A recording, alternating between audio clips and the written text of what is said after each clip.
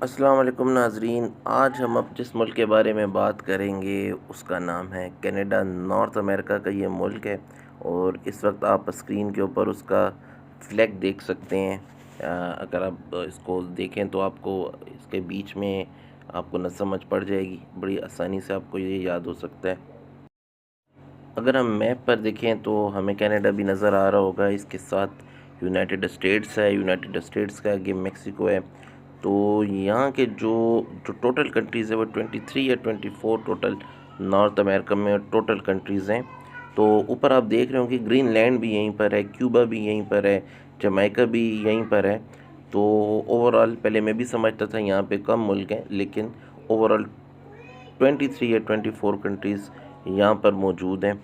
और कनाडा के बारे में आपको बताता हूँ, चलो, ये दुनिया का सेकंड लार्जेस्ट कंट्री है, लेकिन इसकी पॉपुलेशन बहुत ज़्यादा कम है। ओवरऑल 1.5 पूरी दुनिया की पॉपुलेशन में से यहाँ रहती है। अच्छा, जो इसकी आबादी थी 2022 के मुताबिक, वो थी 3 करोड़ 89 लाख। जो इसकी 2022 के मुताबिक थी, अब इसमें कुछ ना कुछ शायद इजाफा हो चुका होगा, लेकिन उस वक्त इसकी आबादी थी 3 करोड़ 89 लाख। दुनिया का सेकंड लार्जेस्ट कंट्री है, तो इस वजह से जो इसका एरिया है वो बहुत ज़्यादा है, तकरीबन 99,84,670 किलोमीटर स्क्वायर है। अगर आप नोट करें तो पाकिस्तान का, मैंने आपको पहले ही बताया, 7 लाख किलोमीटर स्क्वायर है, तो ये हमसे इसका 99 लाख है। तो पाकिस्तान से इसका एरिया बहुत ज़्यादा है। मैं आपको पहले बोल चुका हूँ, दुनिया का दूसरा बड़ा तरीन मुल्क है रकबे के लिहाज से।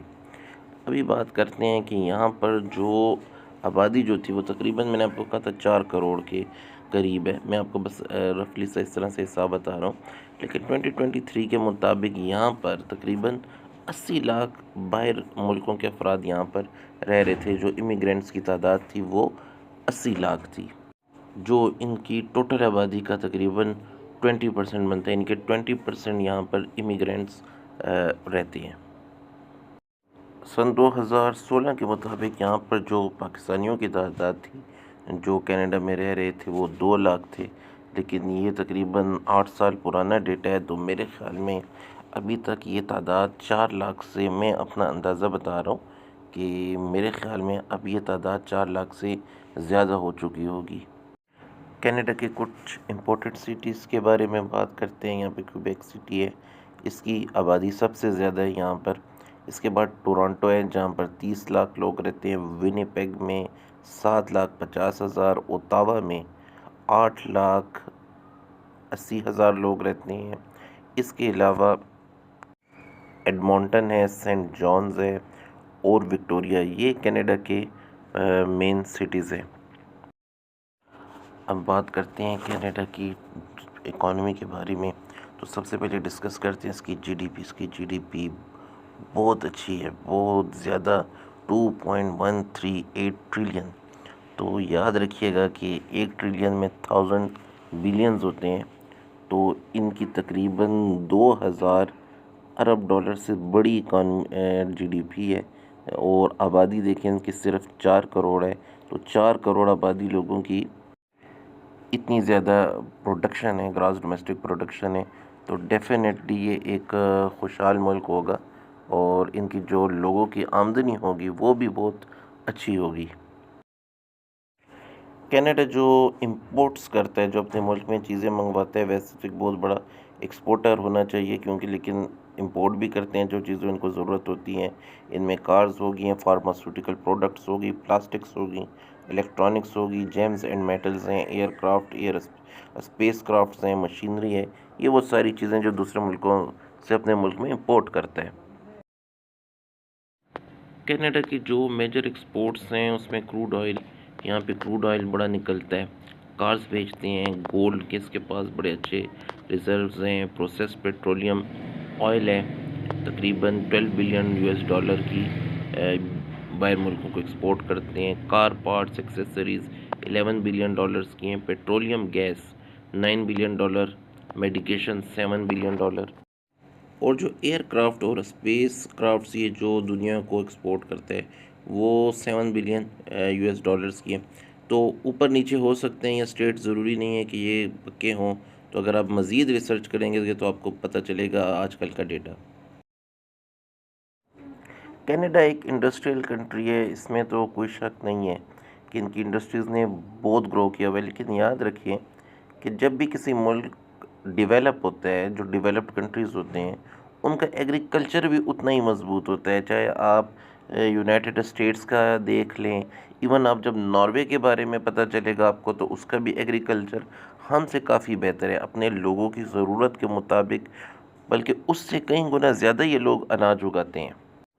तो ऐसा बिल्कुल भी नहीं है कि ये जो यूरोपियन कंट्रीज़ हैं जिनके अंदर इंडस्ट्रीज़ हैं, वहाँ पर कोई एग्रीकल्चर नहीं है। वहाँ पर बहुत अच्छा एग्रीकल्चर है, मॉडर्न टेक्निक्स यूज़ करते हैं ये लोग, और अपने लोगों की ज़रूरत से ज़्यादा ये इनकी प्रोडक्शन होती है और एक्सपोर्ट करती हैं। जबकि पाकिस्तान जैसा कंट्री जो एक एग्रीकल्चरल कंट्री है, आपने नोट किया होगा, कभी हमें वीट इंपोर्ट करना पड़ता है, कभी हमें शुगर इंपोर्ट करनी पड़ती है। लेकिन डेवलप्ड कंट्रीज़ में कुछ भी ऐसी बात नहीं है, ये अपने एग्रीकल्चर पे उतनी ही अहमियत देते हैं जितना अपनी इंडस्ट्रीज़ को देते हैं। तो जो कनाडा प्रोड्यूस करते हैं उसमें ग्रेन एंड ऑयल सीड्स हैं, लाइव स्टॉक है, डेयरी फार्मिंग है, इसके बाद हॉर्टिकल्चर है, विटीकल्चर है, पोल्ट्री एंड एग्स है, एक्वाकल्चर, फर, ये सारी चीज़ें कनाडा में पैदा होती हैं। और कनाडा बहुत बड़ा एक्सपोर्टर है फूड आइटम्स का। तो ये याद रखिएगा कि जितने भी दुनिया में डेवलप्ड कंट्रीज़ हैं, उनका जो एग्रीकल्चर है वो भी बहुत ज़्यादा वेल डेवलप्ड होता है और सारी अपने मुल्क के लोगों की नीड्स को वो पूरा करता है। कैनेडियन करेंसी को कैनेडियन डॉलर से पुकारा जाता है और काफ़ी मजबूत करेंसी है। इस वक्त पाकिस्तान के 203 रुपये एक कैनेडियन डॉलर के बराबर हैं और दुनिया के स्ट्रॉन्गेस्ट करेंसीज़ में इसका शुमार होता है कैनेडियन डॉलर का। कनाडा का जो कैपिटल है उसका नाम ओटावा है। पहले मैं समझता था कि जो कनाडा का दारुल हुकूमत होगा, कैपिटल होगा, टोरंटो था, लेकिन नहीं, कनाडा का दारुल हुकूमत जो है, कैपिटल जो है वो ओटावा है। इस वक्त आप स्क्रीन पर देख सकते हैं। तो वेल डेवलप्ड सिटी है बहुत ज़्यादा। अच्छा, तो अभी हम मैप पर इस वजह से वापस आए हैं ये बताने के लिए कि कनाडा एक बहुत बड़ा मुल्क होने की वजह से इसको मुख्तलिफ़ किस्म के वेदर्स, मुख्तलिफ़ किस्म की सॉइल मिलती है। इनको यहाँ पर इंडस्ट्रीज़ लगाने के लिए अच्छी जगह भी मिल जाती है। तो सबसे मेन चीज़, जो इनके अंदर से गोल्ड निकलते हैं, इनकी ज़मीन से पेट्रोल निकलता है। एरिया बड़ा होने की वजह से इसको बहुत बड़ा एडवांटेज है कि इतने बड़े एरियाज़ में बहुत सारी चीज़ें निकल सकती हैं। और दूसरी तरफ आप देख सकते हैं कि ये यूनाइटेड स्टेट्स का साथ अपनी बॉर्डर शेयर करते हैं, इसको ये बहुत बड़ा एडवांटेज हासिल है। तो इस वजह से, कुछ चीज़ों की वजह से कनाडा जो है उसने बहुत ज़्यादा तरक्की की है, बहुत ज़्यादा वो डेवलप्ड कंट्री है। इसकी जीडीपी बहुत अच्छी है, इनके लोगों की जो इनकम है वो बहुत अच्छी है। तो हमें उम्मीद है आपको समझ आई होगी कि किस तरीके से मुल्क अपने आप को डेवलप करते हैं, कौन सी चीज़ें उनकी तरक्की में मददगार साबित होती हैं। याद रखिएगा, ज्योग्राफी, पोर्ट्स, उसकी लैंड, उसकी लोकेशन, ये सारी चीज़ें किसी भी मुल्क की तरक्की में बड़ा मेन किरदार अदा करते हैं। तकरीबन तमाम लोग यहाँ के एजुकेटेड हैं, लिटरेसी रेट इसका बहुत बेहतरीन है। तो मुझे उम्मीद है आपको हमारी ये वीडियो ज़रूर पसंद आई होगी कनाडा के मुतालिक। इंशाअल्लाह मज़ीद वीडियोज़ के साथ आपकी खिदमत में जल्द हाज़िर होंगे। अस्सलाम वालेकुम।